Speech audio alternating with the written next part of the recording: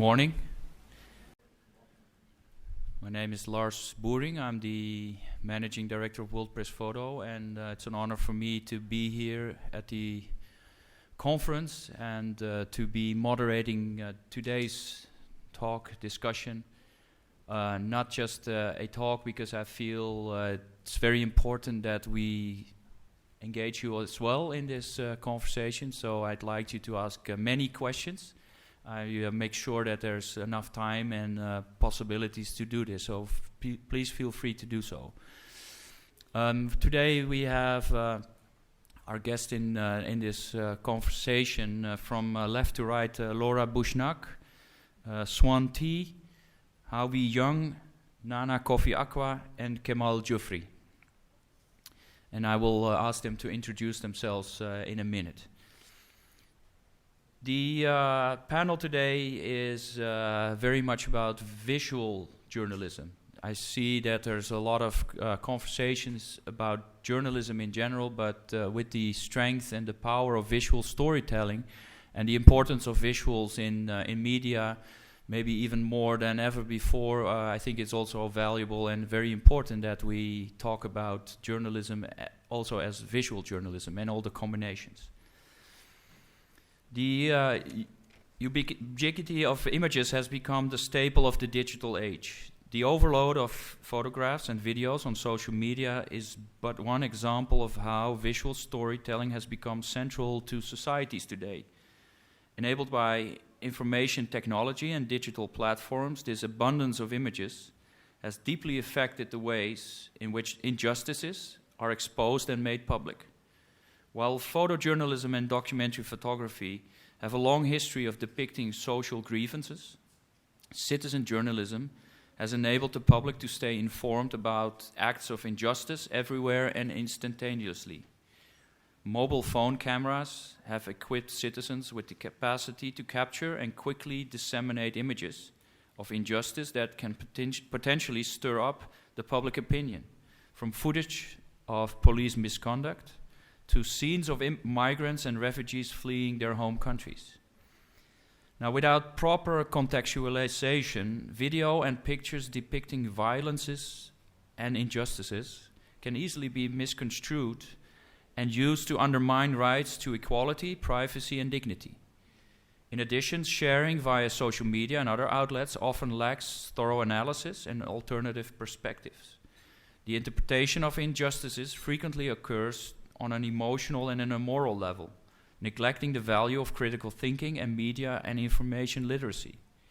In this news ecosystem, important questions arise about the fast dissemination of images, their value, and their capacity to create more just societies. Furthermore, with the rise of so-called fake news, perhaps better described as faked news, visual content used out of context has become a primary source of truth, highlighting the importance thereby of professional and credible journalism.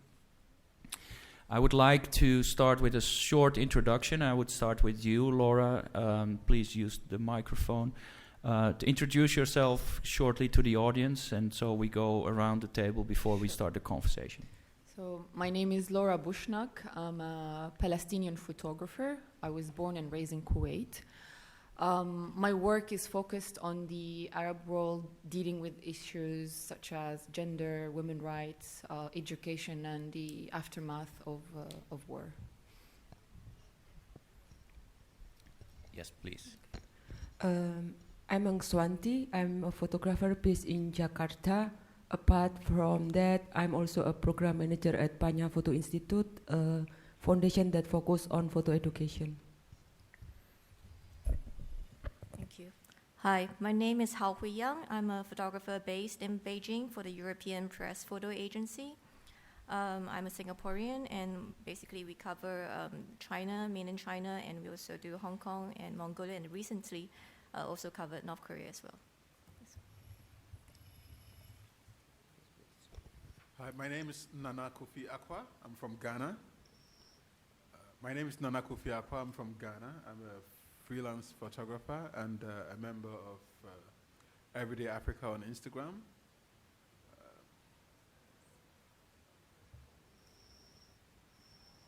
Hi, my name is Kemal Jufri. I'm a photographer, freelance photographer from here, Jakarta, Indonesia.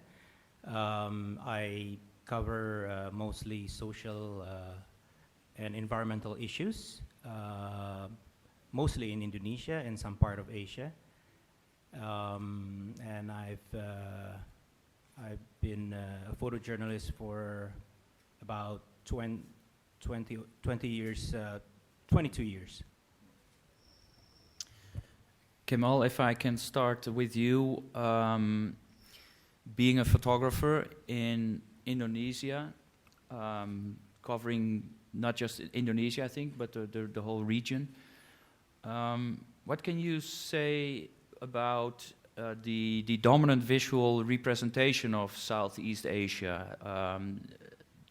What we see is that most of the time it has been shot by different photographers from all over the world, but let's say in the past, a lot of Western photographers showed it. What's the difference now from your perspective?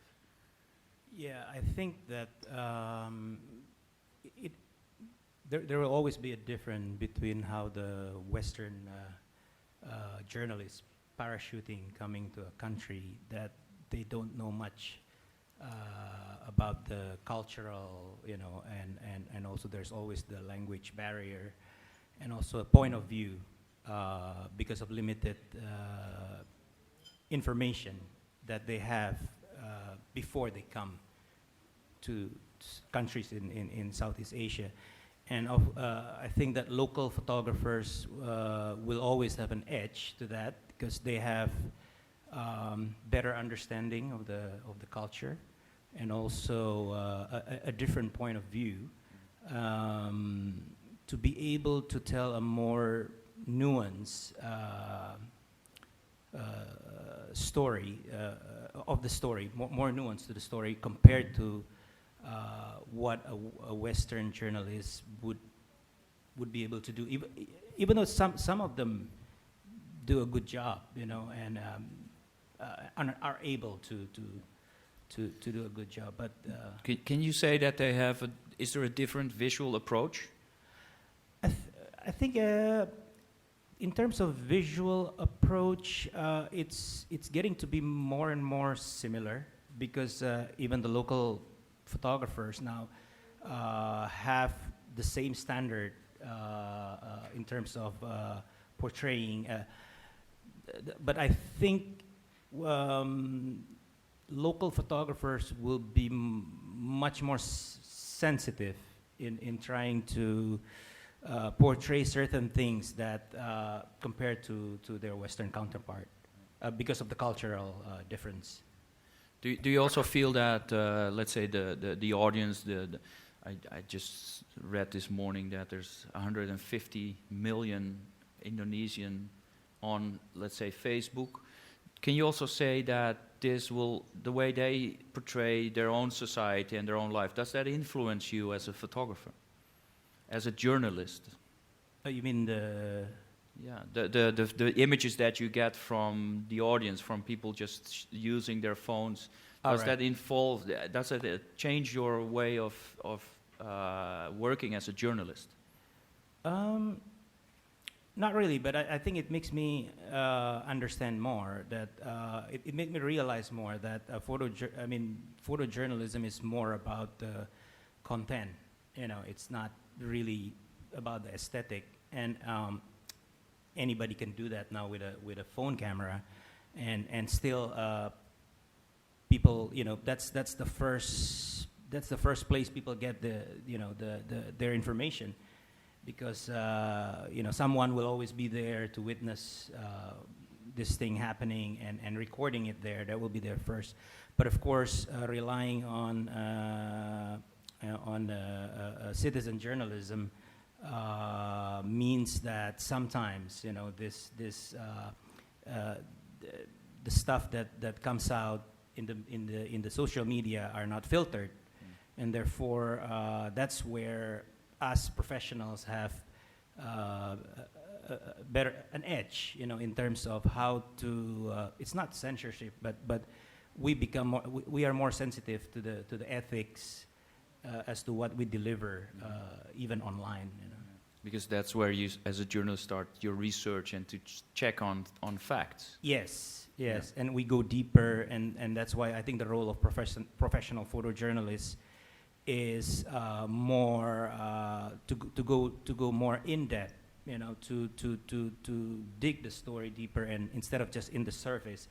And I don't see this citizen journalism as a threat to the profession. In fact, is in fact something that go hand in hand, something that is add value to. I mean, it's like substituting what we are missing, because we cannot be everywhere. So that's the first point of info that people will see, and then they want to know more about the story. They want to go and find more nuance to the story, and that's where our role comes in.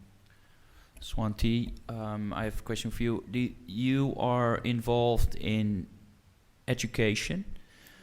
How does education has changed? If you listen to Kemal talking about journalism and principles, and you're involved in education, and on the other hand, technology, things are changing so much. How do you, let's say, educate photographers to handle this? Okay, thank you, Lars, for the question. I think I would like to see the other way around, from the phenomenon that Western or international photographers came to Indonesia and make reportages. On the other hand, that's also make us Indonesian photographers now are allowed to take report or to go abroad and make a coverage. Like for education, I joined this business in around 20 after the reform era, of course, like more junior than Kemal. But now I've seen that younger colleagues who make a reportage overseas. So instead of having Western or international coming down to Indonesia, we also have Indonesian photographers who make reportage overseas. Of course, the problem is always the same. The question is how sensitive we are as a foreign photographer in one country. We have gentlemen over there who often make reportages in Afghanistan, Australia. So I think it's not the issue about having the foreigners in our country, but it's more how to have individual as a professional. I think being sensitive can be taught through the education. In Panya Photo Institute, we also teach how to strengthen visual aspect, but also ethical and code of conduct as a photojournalist. Now we focus on critical thinking to raise awareness on social phenomena, what's really happening, because I also see that we still lack of in-depth reportage on social issue here in Indonesia. And I think that's the biggest part of education that can take a role. And address to the issue that we are part of the bigger internet user in the world. As a photographer, it doesn't bother me that people can upload photograph instantly and the new phenomenon right now. But as an educator, I concern on how we can maintain the credible and ethical journalism and that reportage. Yeah. Do you feel that education of journalism is very much focused on, let's say, the journalistic rules? Now you tell that ethics is becoming an important role, but the audience that is shooting work themselves don't apply always these rules. How do you feel that journalists, visual journalists, also play a role in showing everyday topics that are not necessarily about negative things, but also about positive things? Okay. If we talk about professional photojournalist or practitioner, I think they have to think over what they are going to publish. They put a caption, proper caption. They think of the context of the photographs before they uploading the pictures. When we come to the what's so-called citizen journalism or even public in general, that become the issue.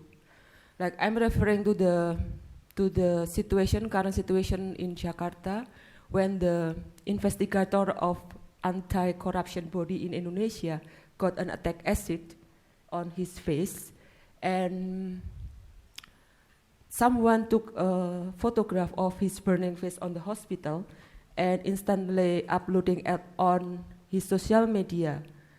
That's the first pictures that I saw on Facebook prior to the mainstream online media. And of course, that's creating the debate or arguing about the ethic, which is correct to upload that kind of pictures because it's ignoring the family's feeling, how it feels. On the other hand, it might create a sympathy to what's happening. But I'm like looking at the ethic in the past, I would agree that might not correct to upload that kind of such a direct photograph on Facebook. But then later on, I also look at the pictures on online media that use more or less as similar.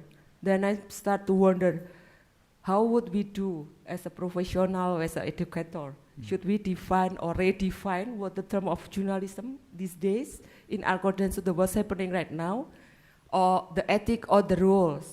So it's not really clear black and white, right or wrong.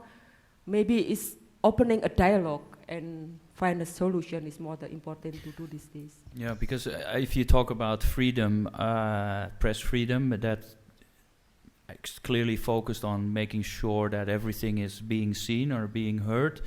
Can the citizen journalism in that sense also help to get topics to the surface and get journalists to respond to that? Oh, do also citizen journalism, does it also help? Well, I think is what's happening in the world is first is responsive by the community itself. They are very close, like Kemal said. They are there, so it's the access is nearer than a professional photojournalist. Of course, on the one hand, it helps in terms of bringing the issue on the surface. But it's also, what I've observed is often lead to a pointless discussion and arguing and forget the substantial issue itself. Of course, then the professional photojournalist will know what's happening and then make a in-depth or more professional and credible reportage. But I think it's more important than to think over the next step. What's actually what we can do to call a concrete action after the all debate and pointless arguing on social media. Laura, you are also very involved in education, playing an active role. What do you feel that is important for visual literacy? If we talk about the world becoming more visual, then we have professional photographers, we have an audience that is also engaging. How important is the visual literacy for everybody to really understand what images do? I mean, definitely we're being bombarded by daily images on social media, and that's where our responsibility as professionals lie, that we need to not just provide the image, but we need to also provide the correct information that goes with the image that would end up educating and giving knowledge to the audience. And that's our responsibility. So when the way I approach my personal work, because I come from a troubled region, where it's being overcovered by the media, and there's a lot of misconception about, especially when it comes to Arab women, for example. So my work, I divide my work into two parts. At the beginning, when I approach the subject, depending where I'm shooting, because let's say if I'm working in Gaza, it's different than working in Saudi Arabia. So when I'm approaching my subjects, first I have to gain their trust to allow me to take their pictures, and then second, allow me to publish those pictures. So I always share the images and the text that would go with the images before publishing to get their approval. And then the second part of my work is when I pitch the story to the magazines, where I get involved with the editor when we edit the text to pay attention to the vocabulary being used and how they want to portray these subjects. And here my worry is not really about me getting in trouble with the authorities, but it's more being worried about these subjects who trusted me and allow me to publish their work. So recently, a few days ago, a magazine published my work from Saudi Arabia. We have edited the text together. We changed a lot of the terminology being used, and we agree because it was, cooperation, teamwork. But I missed one thing, the headline. So the piece went online, and the headline read, Women Fighting Patriarchy. When I shared it with the women, they all disagreed with the title. They didn't want to be associated with patriarchy. They said, this is not what we do. We don't fight patriarchy. Two of them are public figures and said, we're going to release a statement on social media to, disagreeing with the headline. And I told them, just wait a second, let's check with the editor and ask them to change the title. And luckily they did yesterday. So the responsibility lies on professional photographers to, and this is, I'm going to add to my colleague that you have foreign versus local. We need to be very sensitive when we're approaching the subjects we're dealing with, because really it can put the lives of the people we're working with at risk. And that's where we have to be very sensitive,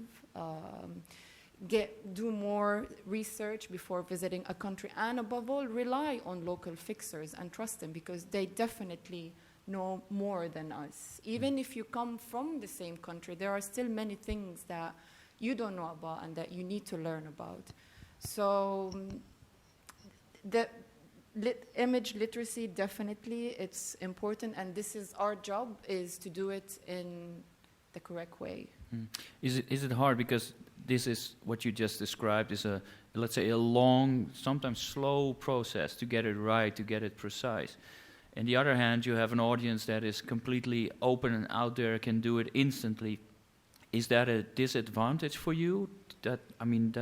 Or do you feel that it's the job of a journalist to go more into depth? Absolutely. I don't know. I don't feel it, because yes, you see many information out there in the media, and this is our job. We need to take it one step further, go more into depth with it. The National Geographic magazine found out that their Instagram feed was successful is because they provide a lot of information with the image. When they post an image, there is a long caption, and they found out that people actually do read the caption and they do interact with it. So posting a beautiful image on social media, yes, it's fine, it's good, you like it, but it's not enough. You need to get a more engaged audience, that they would not just, be moved by the image, but react to it. And I think that's where providing the correct and interesting information comes. Yeah. And that's our job as professionals. Do you feel free enough as a professional to tell the stories that you feel are important? No, not always. I mean, coming from the region, unfortunately, we have to do self-censorship. And we have to be careful on the way we do it, not to end up serving certain propaganda, because at the same time, I still want to pass a certain message. Our work is political, we cannot avoid it. So we try, me and my colleagues try our best to pass the message we want to, talk about in an indirect way, let's say. So, and that's why with my work, I try to focus on more positive stories. So and this is how you start asking questions of the problems behind these stories. So this is how the woman is working against, let's say, illiteracy in a certain country. And then you start questioning, so what's happening, what's the story behind it? We have to be careful how we address certain taboos. We need to, for example, in Gaza, the women were politically outspoken. They didn't care about what I would use in the text, because it's easier. While in Saudi Arabia, I had to be very careful with what I talk about and how I address certain issues. Yeah. Nana, you are a photographer yourself, but you're also involved with Everyday Africa, which is an online on Instagram, the different voice or the own voice of Africa. Can you talk a little bit about how important it is to have this different voice of the audience out there to portray a different visual voice? Thank you, Lars. I think first and foremost, I'd like to say that I am personally not against the foreigner coming to photograph on my home turf. I personally feel that when you're too familiar with something, it blinds you. And sometimes you need the foreigner to help you relook at your environment. This is very natural, you know. When something is too familiar, you start taking it for granted. So I think the main challenge that Africa has had with mainly Western photographers over the centuries is that most of them come with the assumption that they are the professionals, they know, they are the experts. You know, we have people who spend a year or two in Africa and call themselves experts on the region, give themselves fancy titles, and have this air of superiority. What that does is that because of that presumption, they blind themselves to what Africa has to offer. They come with a script and they look for the elements that will fit that script. You know, so they overlook everything else. They overlook the obvious and will go and find that malnourished child or that child soldier or that. But if you would come and you'd come with honest curiosity, if you would come with respect, Africa really has a lot to teach you.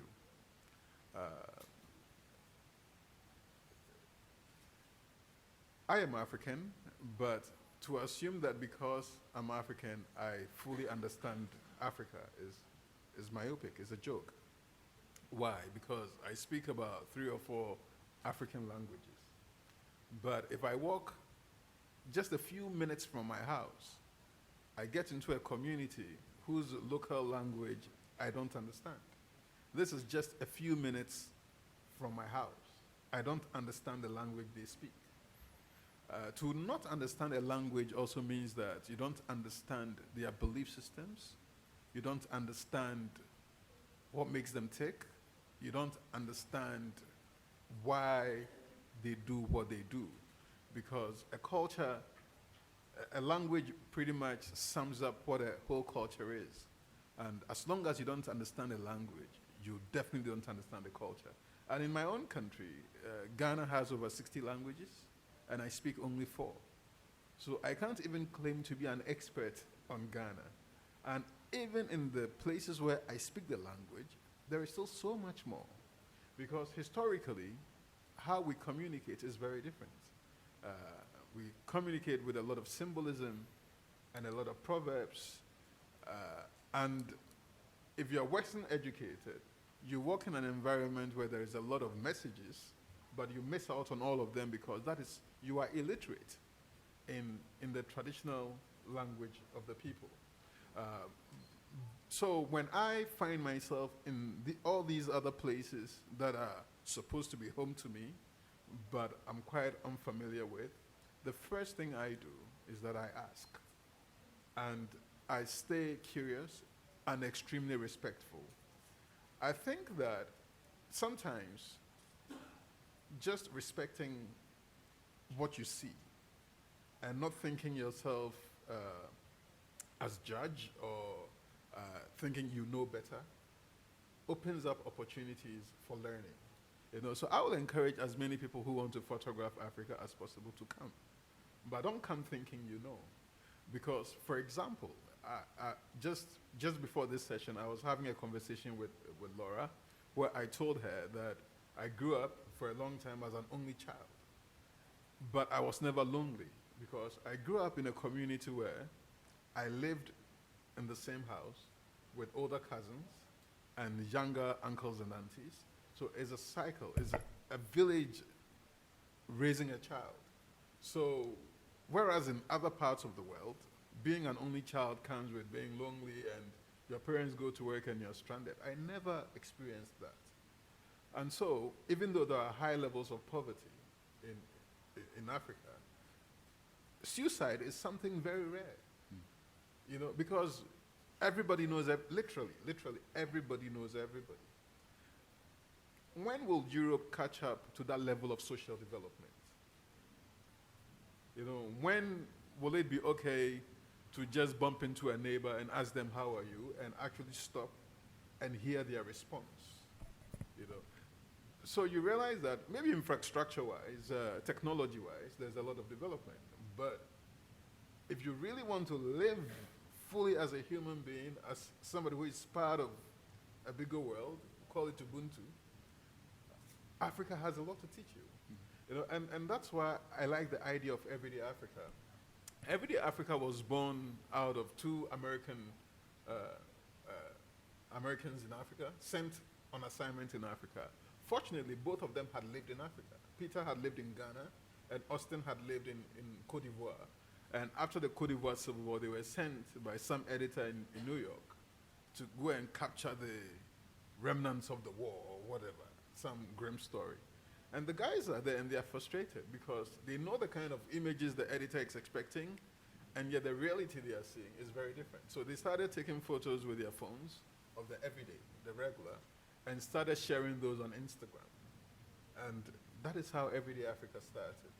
You know. And it really has had a huge impact because it changed for lots of people. It opened a lot of eyes. Do you agree with that? No, I do.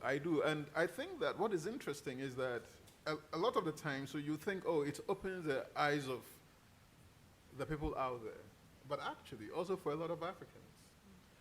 There are a lot of Africans in Europe, you know, in America, grew up there, sometimes born there, but of African parents, who had been ashamed of their African identity because the dominant imagery they had been used to had been one that said that African is inferior, or he's violent, or is a, you know, it's been negative after negative after negative imagery.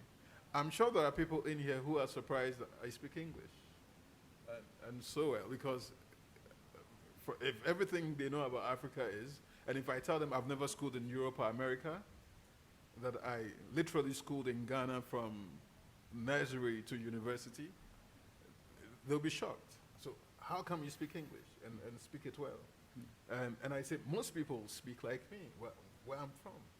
You know. Is this a clear example where, let's say, these are not, I mean, it's not citizen journalists, it's just people telling about their everyday life, where it has changed this perception of journalism as the storyteller, finding stories, but maybe this underlines that maybe the audience has many more stories to tell than just the stories that journalists are looking for.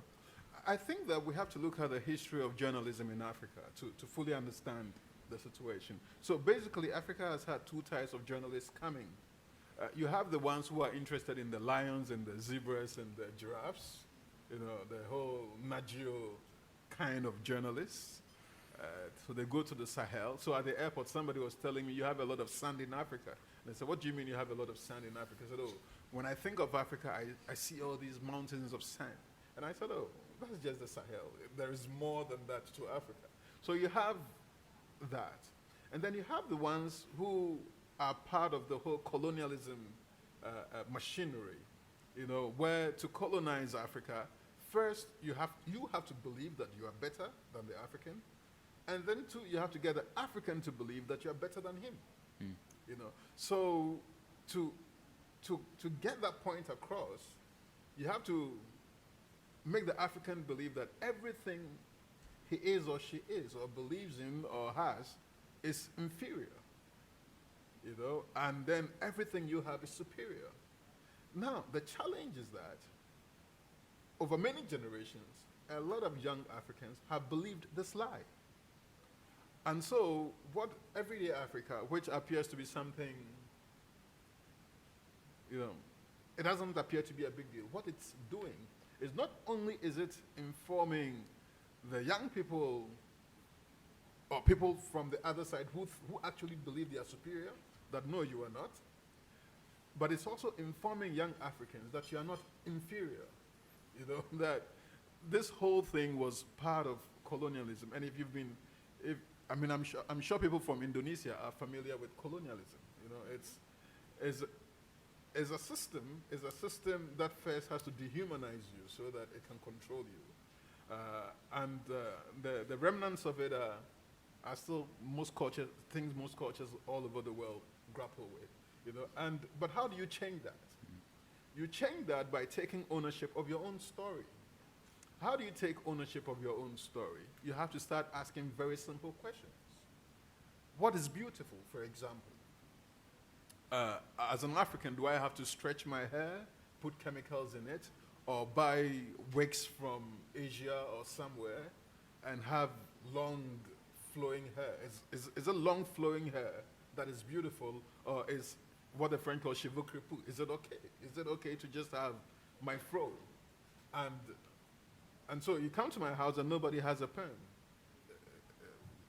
My wife has a huge fro, my daughter has a huge fro. You know, that is beautiful. It's little things like that. Is it okay to have thick black lips? Of course. Is it okay to have dark skin? Yes, it's beautiful. Why do they tan all the time if being black is so bad? You know, you have to really go back to fundamentals and start appreciating who you are and what you are, and then project that through the channels. Fortunately, what social media has done is that I don't have to send my story to some photo editor somewhere to decide whether they'll publish it or not. I have almost 100,000 followers on Instagram. Whatever I want to say, I say it. The world hears it. Everyday Africa has over 300,000 followers. Recently, Bill Gates wrote that he follows us. So yeah, I can speak to Bill Gates. You know, I can through a post on Instagram. The world has changed. Yeah. Young,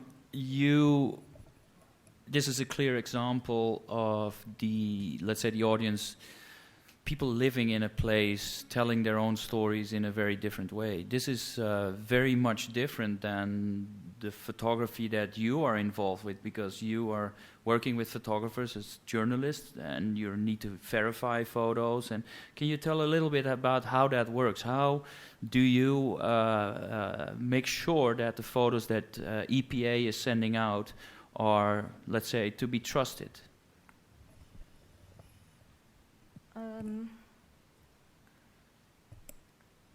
Yes, basically EPA works as a wire photo agency, and we adhere to the rules and code of conduct of the National Press Photographers Association, NPPA.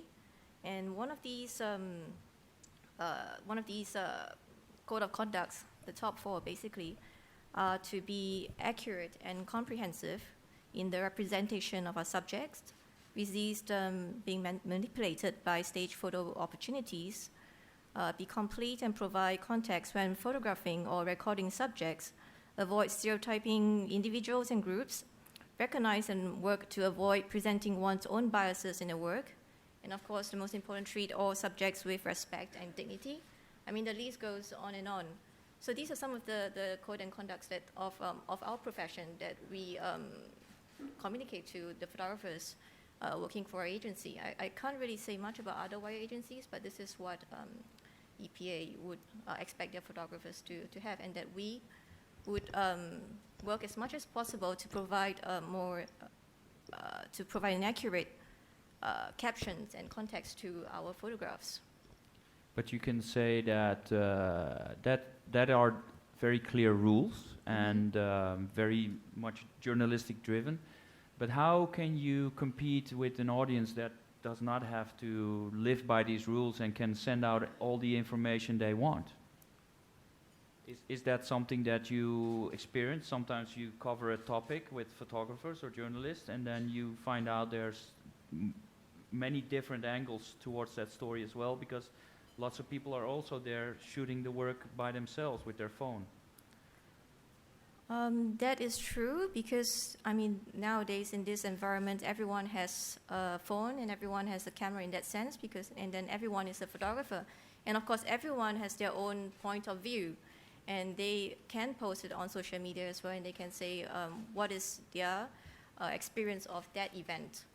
And but of course, as those you would probably say this citizen journalism, if you can call that, and they come with their own experience of their own objectives and biases of what they want to communicate.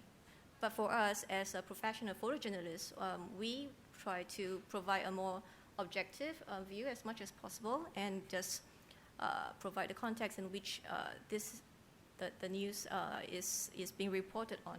And that is, I mean, we can't compete with what these other people say, because we can't go around saying that what they're saying is wrong or not. We can only say what we have reported is accurate to the best that we can verify. Does social media sometimes also help with verification, that you can find different angles and verify a story that is out there? Do you also use social media and other images to make sure that the photos that you are sending out through EPA as a journalist are correct? I would say we also use social media to look at all the photos that are out there as well. In most instances, what we see, according to any differences from the citizen journalism, we do not see that much of a difference if what we're reporting is more or less the same. In most instances, we use citizen journalism in cases where we are not able to be there, and we are not able to cover the subjects themselves. So in that sense, we also look at these photos from social media to report on our stories. So I think it works both ways. We don't. We kind of complement each other, citizen journalism as well. But of course, we have to be very careful, because some images, of course, are fake, and some images cannot be verified, and we can only take them as a reference.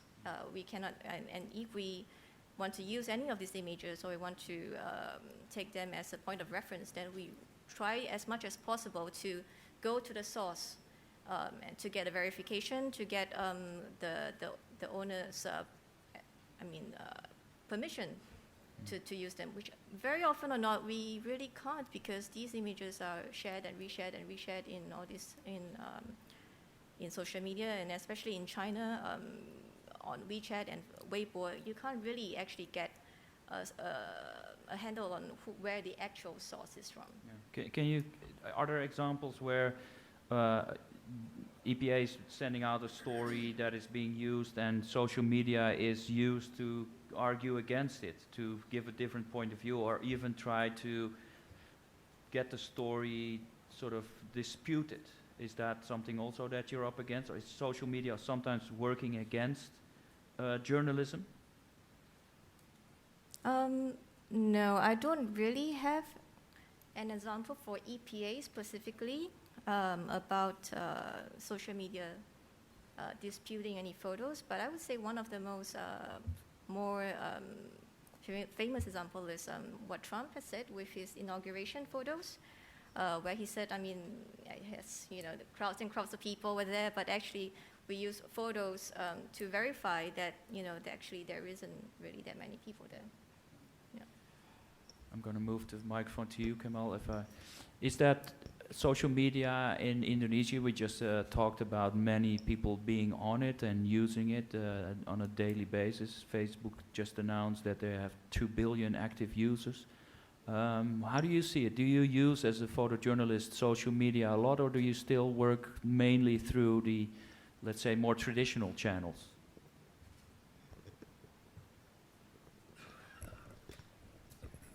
Yeah, I happen to be a passive social media user.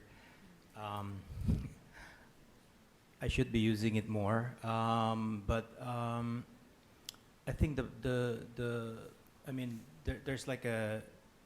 there's advantages and disadvantages of distributing images through social media, because the advantages is that some certain issues, with the image being viral, it's it's like if you have a powerful image, and then you distribute that through social media, and the power of social media is the viral effect can actually magnify the effect that you want, in terms of change, positive change, and it has done so in many circumstances where distributing the pictures through social media actually achieved that goal. But also there's the negative side of doing that is that sometimes images are used out of context by people, and also the fact that it once it's used out of context, it can actually have a negative impact, and it can lead to conflict, it can lead to misunderstanding, and it can also lead to a lot of ethical problems that would not have happened as severe as if you do it to the traditional channel. Yeah. So on the one side, it's sort of liberating. It's opening up a lot of opportunities and possibilities to share certain stories. On the other hand, you feel that because it's hard to trust everything, it's always, the question mark is always there. Can we really trust it? Yeah, and I still think that I personally think that it's good to distribute images also through social media, because then we get to go directly to the audience. But as a reader, of social media, I now have this problem of trust. Also, even with images or video that's edited out of context, whether this is real or not. There's a lot of manipulation that cannot be verified if you just see that in social media. And I personally still would look for my information from trusted sources, media that I know have a good track record of independence and integrity, and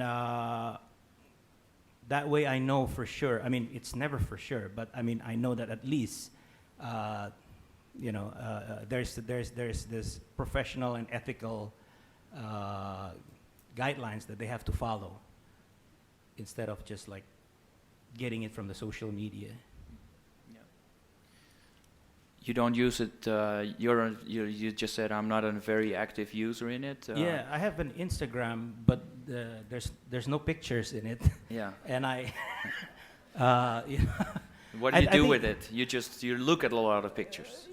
Not really. A lot of people are using it now, and I'm beginning to see the advantages of you. But I think it's just a matter of habit. Because I'm just not really spending a lot of time online.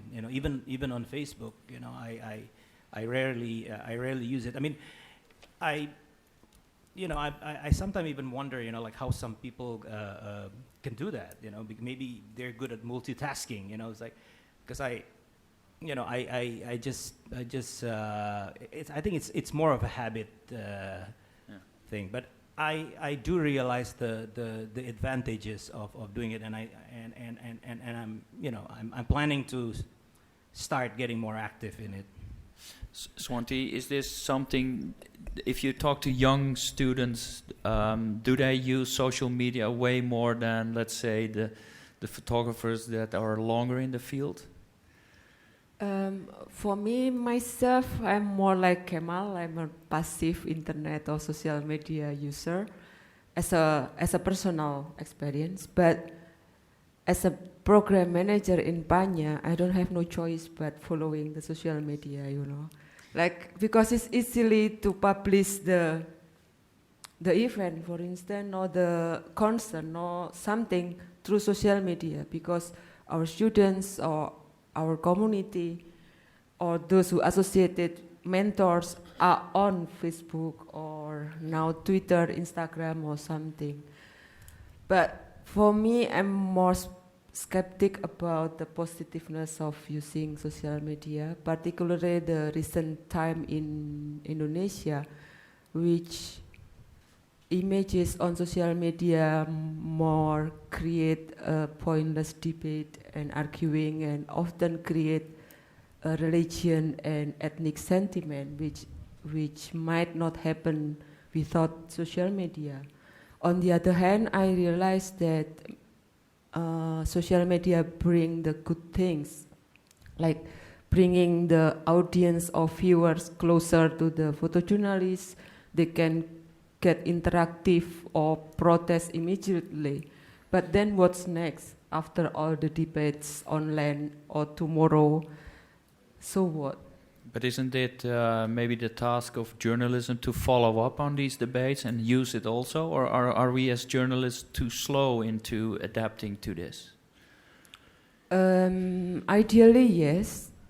That's part of our job as a professional, as an educator, also to balance what's going on social media. When all those people like upload without contextualize the images, maybe a professional photojournalist and media sectors can take an important role, and also education sectors. In that case, I would say the importance of social media, but so far there's no evidence or proven that convince me on that case. It's more religion and sentiment debate on social media. I'm talking like in the context of Indonesia. Yeah. If there's any questions now from the audience, you feel free. There's a microphone. Please do so. If not, I will continue. Nana, talking about the same question to you about are we too slow as journalists to follow up on social media? Or, I mean, before we had a conversation to prepare for this talk, and you used the example of Arab Spring, which has been sort of widely applauded for, with social media being the big force behind it. But you can also see there's some things against that, the platforms being used or misused. Yes, I think that traditional, and I'm just to clarify, I'm actually a journalist. I can show you my press card. So I have,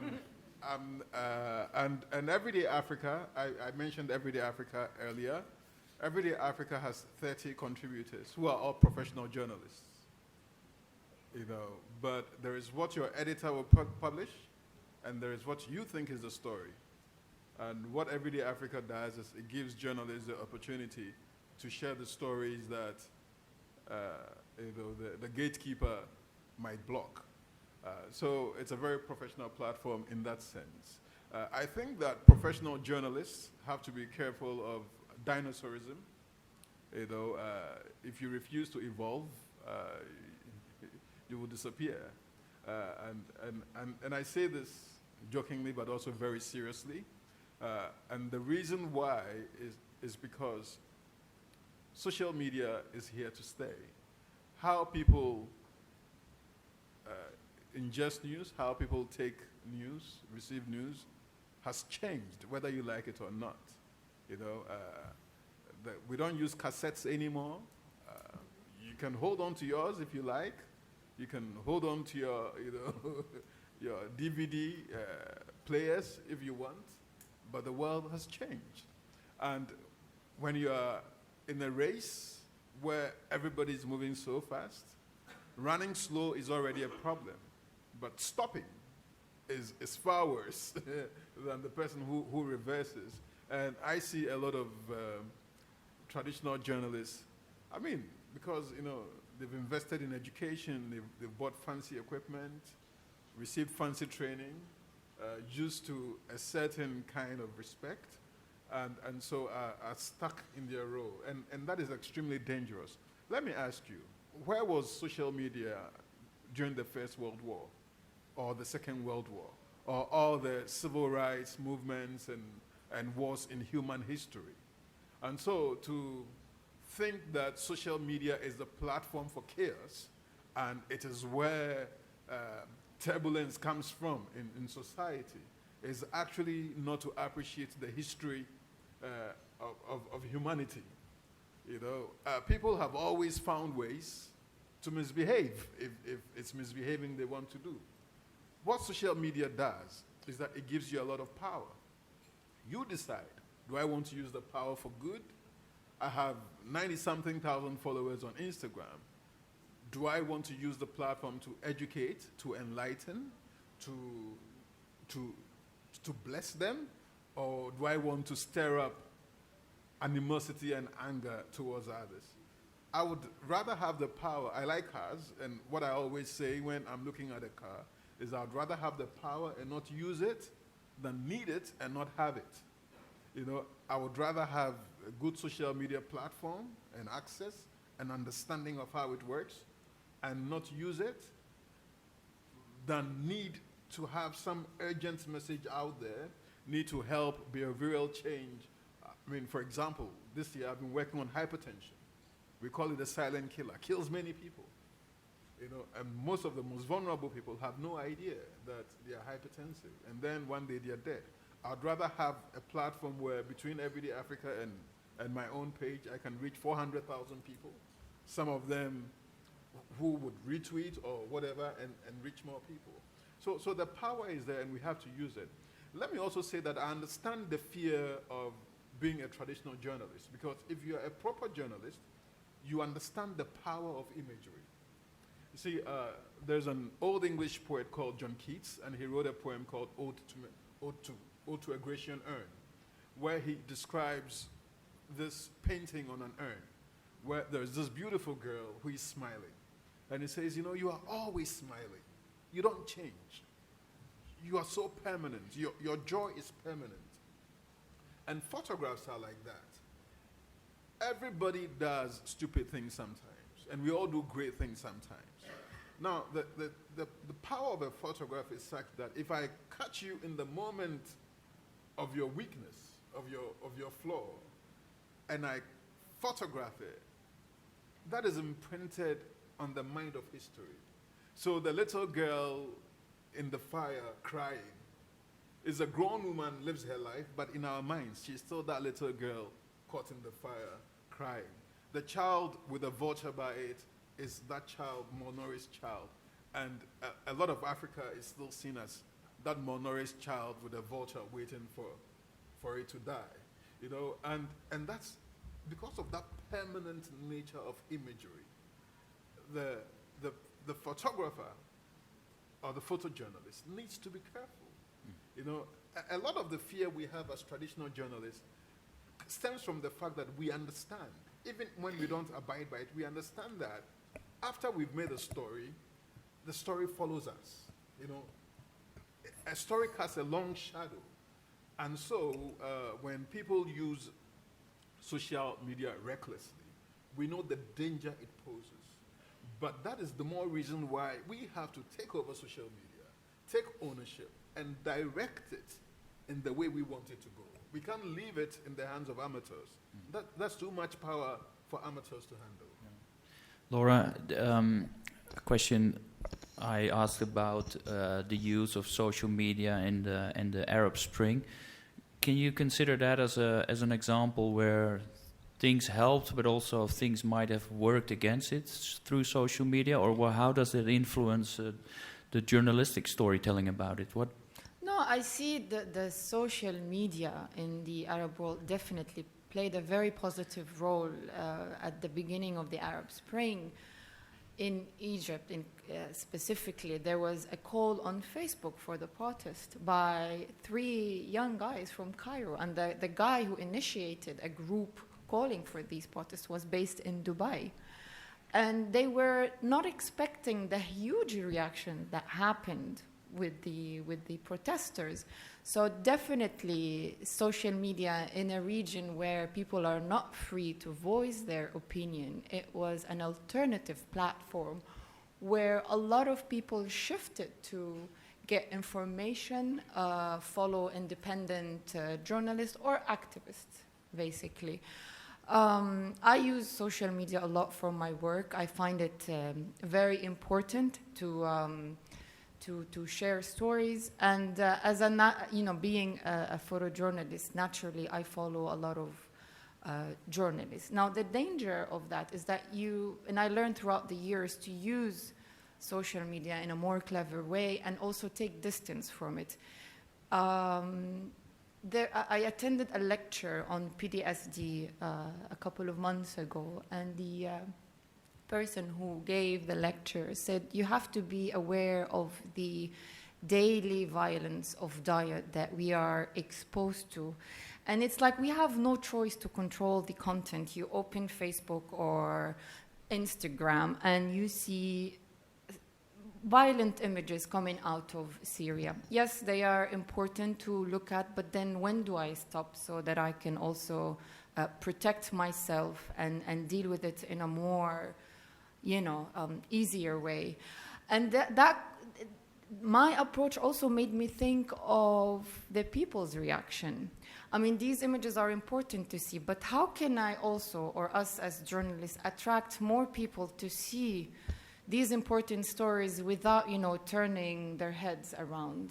Because sometimes you wonder why Kim Kardashian has 60 million followers on Instagram, while other important platforms have far less, fewer followers, when there are many important issues that needs to be exposed.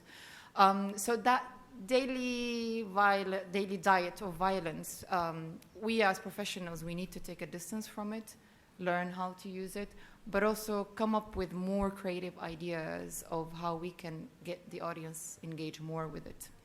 Do you trust social media? Do you? Not completely. And that's, I don't see it as a negative thing. Coming from where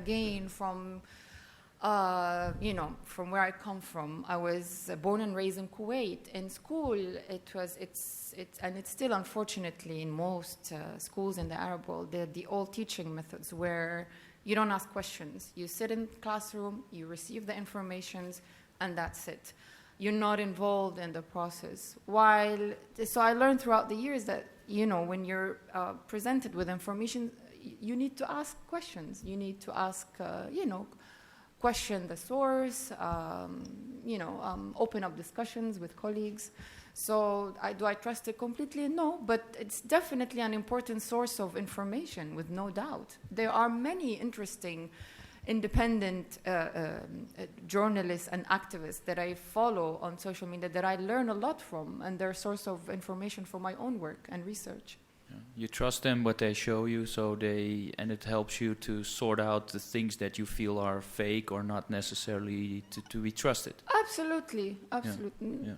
Definitely. I'm trying to remember examples, but it doesn't come across now. Okay. Final round of questions. I will start on that side, and we'll move the microphones up.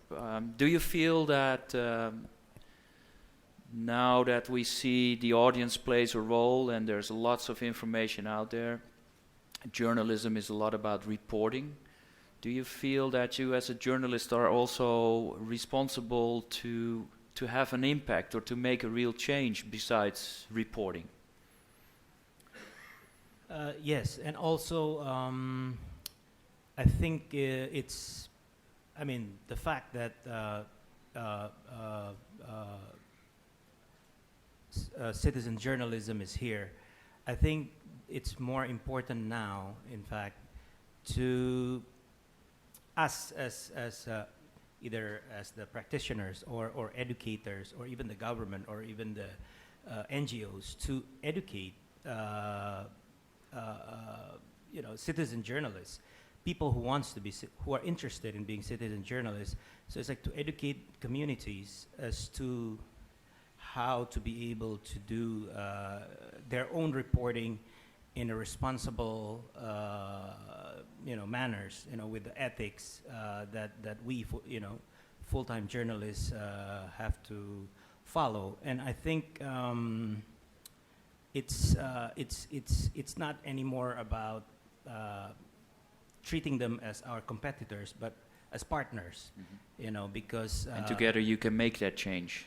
yeah, I think that's the key, and also to also educate the readers, not as some citizen journalists, but as how to treat how they treat and process what they read. Yeah. That to not. So I think that the key is education. So it's very important, and maybe Swanti can add more to that because she is in.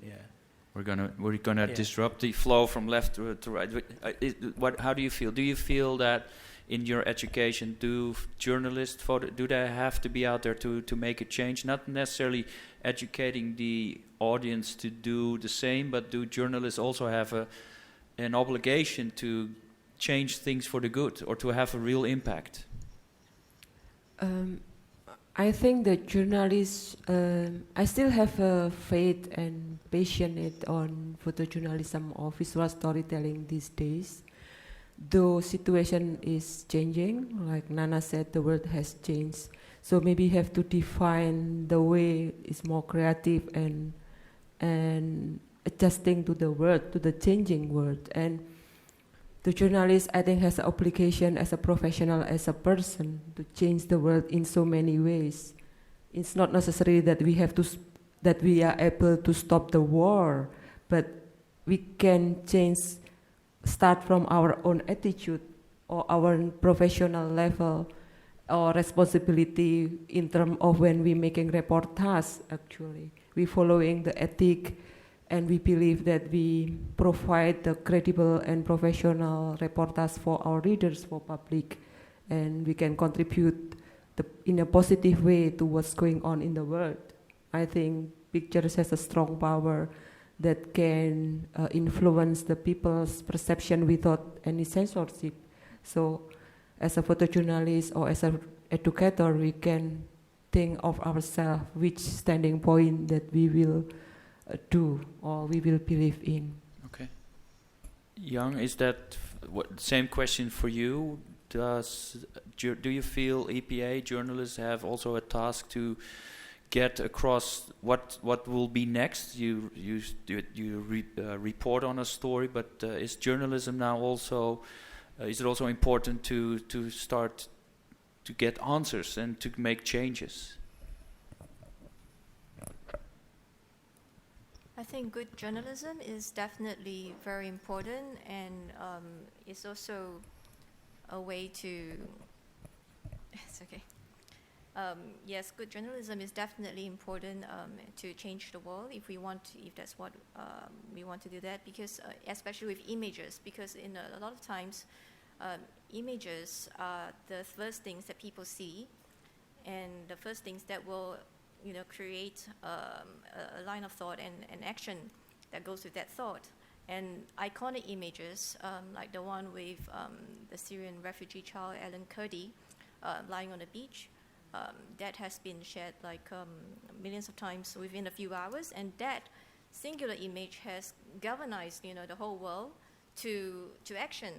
Has actually changed a small part. Has actually changed a part of the conversation on to deal with the refugee problem. And other examples I see are, like, for example, Oman Danish with the boy in the ambulance.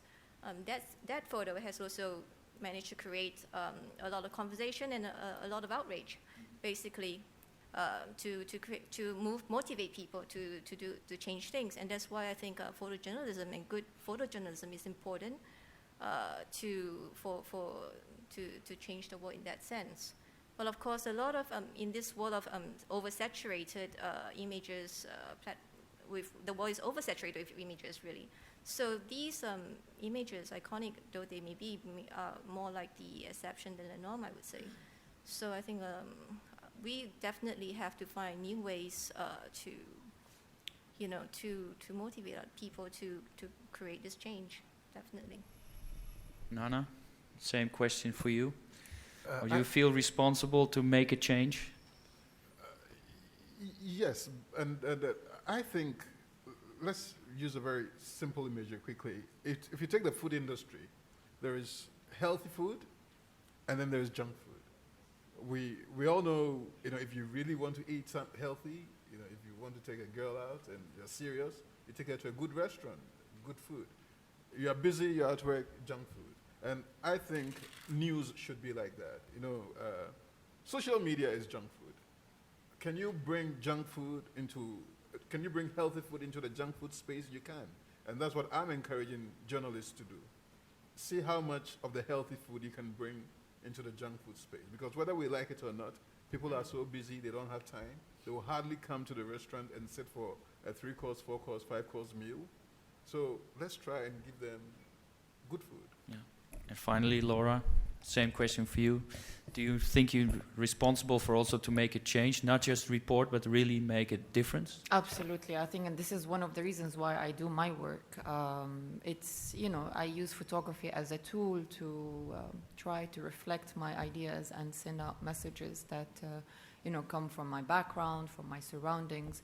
And definitely, we have an important role. I see it, and it is definitely powerful. I believe in it, definitely. Yeah. Okay. Time for some questions from the audience. Yes, there's one, please. Please state your name and who do you address the question towards? Okay. My name is Soki. I'm a freelance writer and photographer. This goes to all the panelists. I do agree with Nana that we have choices to use images. But the problem is the society still tend to believe on what we see. So I just want to know your opinions about staging and ethical, and as well as digital manipulation, because sometimes it's done already it's also done by the established photographer as well, and for the journalists. And how do we know these images, is it true, or is it regarding to hoax and fake news nowadays? That's the first question.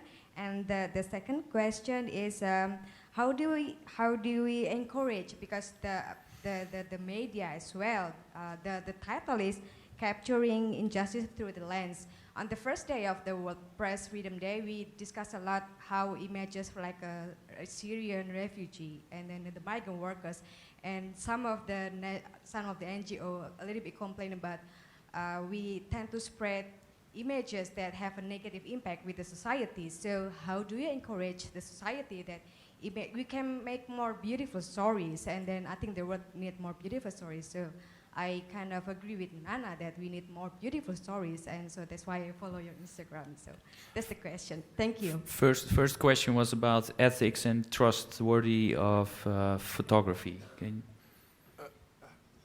It was addressed to you, right? Okay, you okay, asked, yes. All right. So on the question of ethics, I feel that we have to maybe even move the conversation to something more base. Why? What is your motivation? So, for example, if you look at the scandal that came out yesterday, you can see he's won PDN this and that and that and that. So you can tell that for this young photographer, what drives him is winning awards. If what really drives you is making impact, is touching lives, getting society to move forward, you won't be caught in the ethics problems. You see, yes, you might do something unethical, like you shoot and you apologize later. We have things we do in the field, where sometimes, if you ask for permission, they will say no. So you take the photo and then you apologize. If you are lucky, they won't ask you to delete it, because you really want the story out there. That is also unethical. But when people have to Photoshop and crop and all that, why do they do that? You notice these issues comes up when it's around entering competitions and winning awards, And so one of the conversations I've been having with Lars is that we have to get into this space where when people apply for awards and they get selected, they should be interviewed. And in the interview, you are asked, so the person you photographed, what happened to them? Where are they now? Do you have their phone number? Can we call them? Is this what happened? When people know that, there'll be a follow-up from the award-giving agencies. I think they'll be more responsible. But I really hope that a lot more people will come into journalism and photography because they really want to touch lives, not to make a name for themselves. Okay, thank you. You said also the question was about spreading photos with a negative impact. Why don't we shoot more positive? Do you have somebody that you want to address this question to? I think it's better for all the panelists because, yeah, I mean, because it goes to media also, and it's also part of the role of photo editor. I mean, if the photographer send the photos, I mean, photo editor also has a role which images he or she wants to put in the newspaper as well. So May I answer that? Yeah. Can I answer that? You can answer. Yeah. Yes. I can understand the point of view of NGOs, like not wanting to spread negative, but I'm just going to take one specific case, wars. Though any war is ugly, and certain images need to be at least documented because they're going to be used in the future as evidence that, you know, this is what happened. And you know, ugly images sometimes can shift the public opinion. And this is, I believe, one of the main reasons why the American army, when they allow photographers to be embedded with them, they control the content. They control what is being sent out there. Because if the American audience see the reality of the war and what happens when the soldiers are in the field, this is definitely going to change the public opinion. But what we see from war images is a woman lying on the grave crying for her lost husband who was fighting in Afghanistan or Iraq. And this is a romantic image. It romanticizes war, and you would get a different reaction. So tough, ugly images coming out of Syria, for example, yeah, they're important to be seen. Now, I worked as a photo editor for the French news agency, and some American clients complained to the headquarters that they would withdraw their subscriptions because there are a lot of harsh and tough images coming out. But the people in charge refused to follow the request and say, listen, we have to send the content and it's up to you to choose what photos you want to publish to your readers. So yes, some images are ugly, but they need to be out there. And this is what happened with the Bosnian War. The world ignored what was happening, but there were journalists documenting the event. That later on, when some politicians used the excuse, we didn't know. No, you did know, because there were journalists doing their job and documenting what was happening. Thank you, Laura. You want to respond to this? Yes? Yes, go ahead. Okay. I'm just willingly want to add the question. The first question is about the ethic and distrust.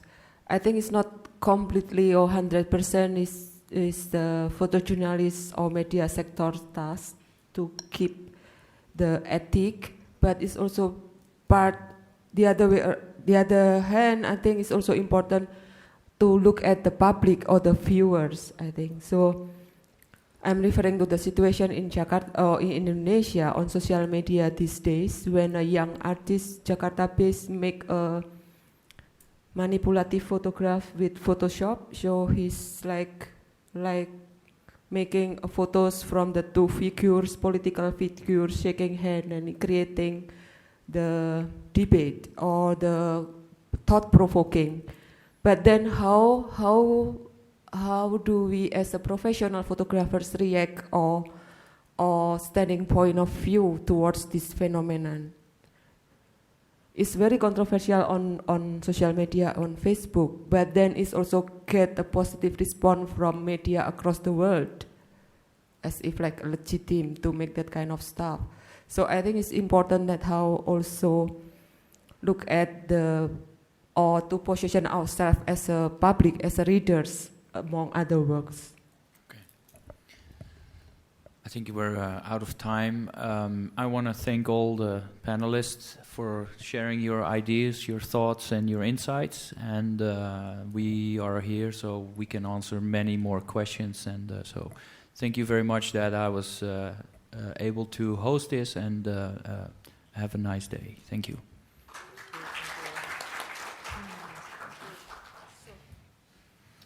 Oh, this is